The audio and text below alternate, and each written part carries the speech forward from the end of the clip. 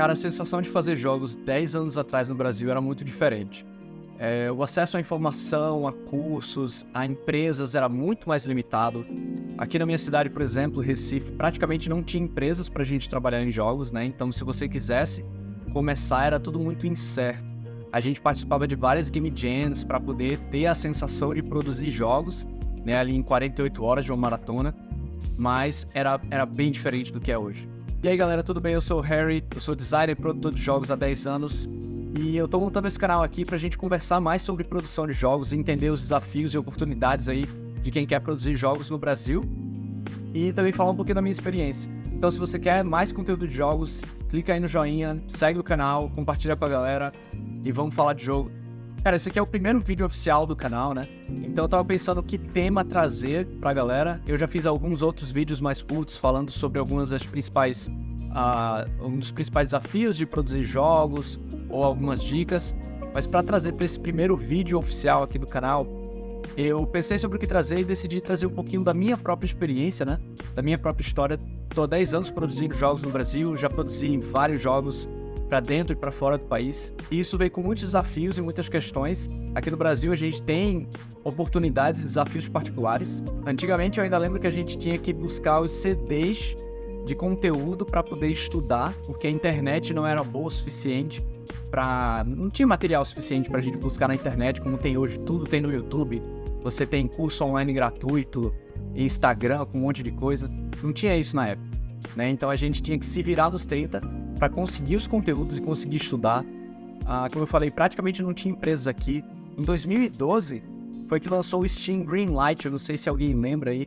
O Steam Greenlight era a primeira iniciativa da Steam para você, qualquer desenvolvedor, lançar seus próprios jogos por conta própria, sem precisar de grandes publicadoras, grandes indicações, né? E passava por toda uma curadoria.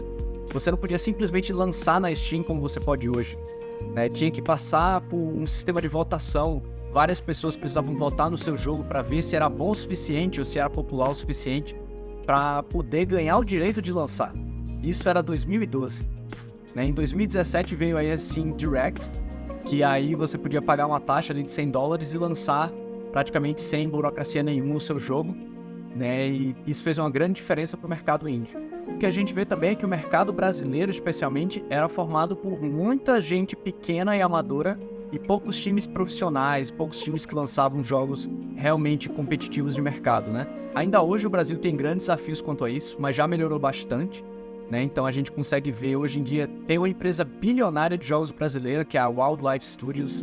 Você tem a Epic Games chegando no Brasil, a Epic Games Brasil lá no Rio Grande do Sul. Então assim, um mundo de oportunidades muito maior do que tinha antes, né? Do que tinha 10 ou até mesmo 5 anos atrás.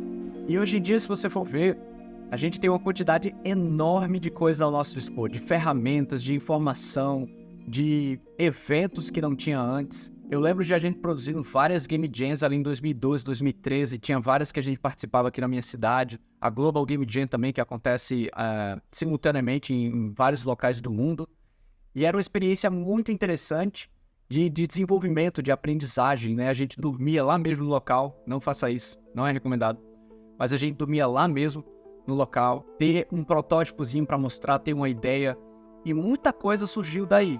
Né, muitos jogos, assim, indies de sucesso começaram em Game Jam. Então é uma coisa que vale muito a pena participar também.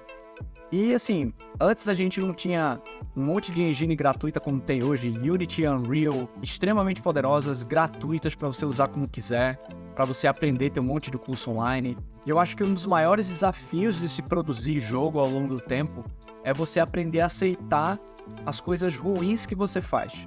Né, os jogos ruins, os protótipos ruins, a arte ruim que você faz no começo. E muitas vezes, não só no começo, você demora um bom tempo para conseguir se profissionalizar em jogos e começar a fazer coisas realmente competitivas, de maior qualidade no mercado. E eu acho que você precisa abraçar isso, sabe? É completamente normal você olhar para o seu trabalho e achar horrível, achar uma droga. Mas é assim que se aprende. E você tem que explorar o fato de que ninguém liga. No começo ninguém liga para o seu jogo, ninguém liga para o que você está fazendo, sabe? E você tem que usar isso ao seu favor, porque significa que você pode errar, você pode experimentar, você pode testar coisas novas, voltar atrás, tentar de novo. e ir aprendendo ao longo dos anos e saber que é um processo de anos. Até mesmo a produção de jogos, quando você para pensar que um jogo, em média, demora 1 ano e meio, 2 anos para ficar pronto, às vezes mais, dependendo do jogo. Então, para você manter o seu gás, a sua produção ao longo de todo esse tempo, e no final ter alguma coisa que você ainda está motivado para fazer, está motivado para lançar, você precisa ter paciência, você precisa pensar no longo prazo, tanto do seu jogo quanto da sua carreira.